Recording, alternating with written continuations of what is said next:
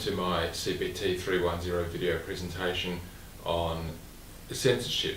I'm proposing that this is the greatest ethical challenge to information and communications technology in 2013. Censorship is the greatest challenge facing information and communications technology because it affects the most people to the greatest degree.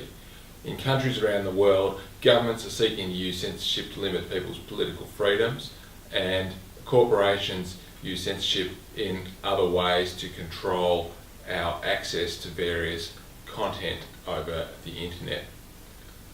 Because of this, censorship is a much greater issue to more people than more regional issues like the technology of the national broadband network, or issues which affect a smaller number of people like internet bullying or cyber stalking. It's important to bring a little bit of our ethical framework into play here, and firstly I'm going to talk about how censorship is often couched in utilitarian terms. People talk about how it's okay to get in the way of individuals doing what they want because it's for the good of the society. So if occasionally somebody finds it inconvenient that they may not be able to read about a topic that they wanted to read about, then that's okay because that allows other people to get on with their day-to-day work. This of course is playing off the rights of one individual against another and explaining an imposition on one person as being acceptable because it's for the good of the community. A relativist ethical argument would say that there's absolutely no fixed rules about what should and should not be available to individuals, and it's up to each society and each culture and each state to reach their own rules, and those rules are as good as any other rules. The way that would apply to censorship is that it may be reasonable to block things, prevent people seeing things that the society regards as being distasteful or inappropriate or obscene or dangerous.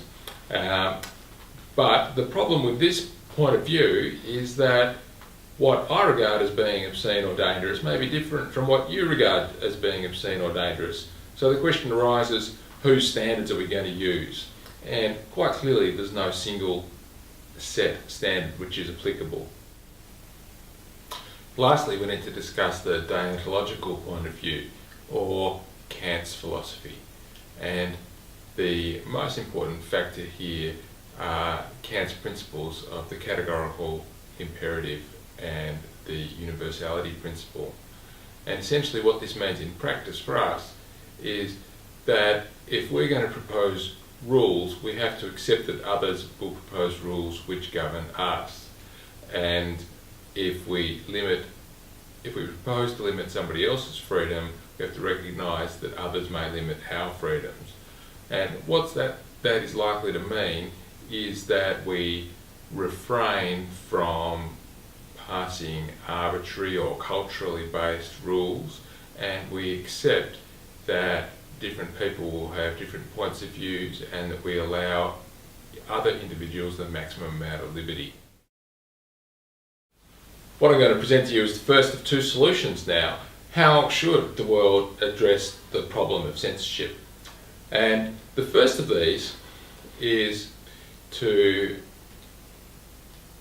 imagine a blend of those ethical theories where various authorities allow themselves to exert influence over what you and I are able to see. And in that situation, we see a perpetuation of a couple of things that are happening in the world at the moment. That is, vested interests that try to restrict what you and I can do and what we can see, and by implications how we think and how we express our political aspirations. And concurrently with that, there'll be efforts of individuals to circumvent those technologies. And one of the defining features of the internet is the success with which people have evaded and circumvented censorship technologies.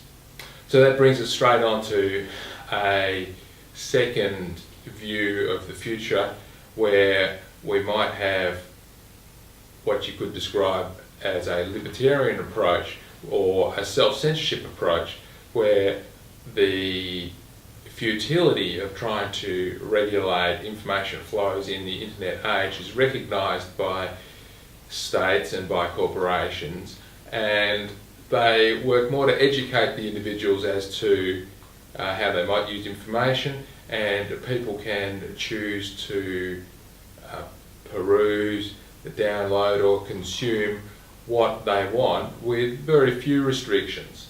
There may be some restrictions which most people would regard as being appropriate, and there we're sneaking in a little bit of that relativist point of view, and there would be certainly some intellectual property restrictions which are justified mainly by a utilitarian point of view, but overall individuals would respect each other's autonomy and right to act independently, very much in the way that Immanuel Kant would have imagined. Thanks for having listened to my presentation on the greatest challenge facing information and communications technology in 2013. It's been a little ethical tour of the problems behind internet censorship. Thank you.